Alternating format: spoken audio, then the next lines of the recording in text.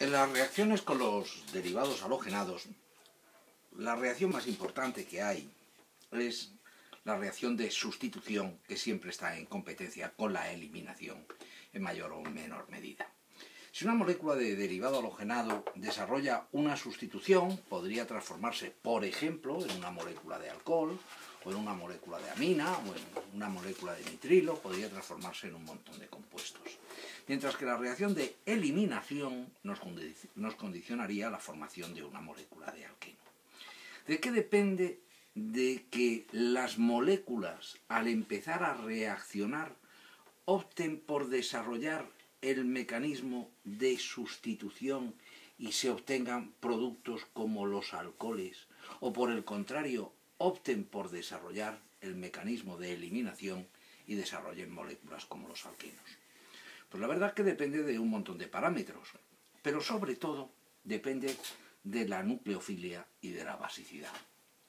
Por eso es tan importante que tengáis claro a qué se debe el concepto de nucleofilia y qué define la basicidad.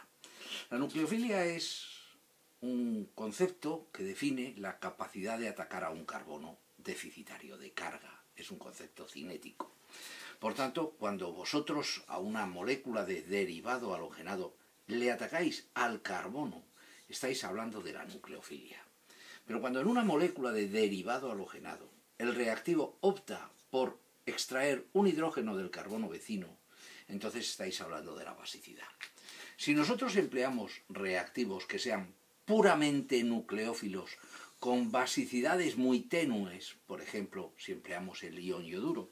El ion yoduro es un gran nucleófilo. Pensar que es la base conjugada del ácido iohídrico, tiene muchísimo radio atómico y además su basicidad es mínima. Si nosotros a una molécula de derivado halogenado la tratamos con ioduro de sodio-potasio en acetona anhidra, reacción de Filkestein, debemos entender que la inmensa mayoría de la molécula, prácticamente el 100% de las moléculas, van a optar por desarrollar el proceso de sustitución.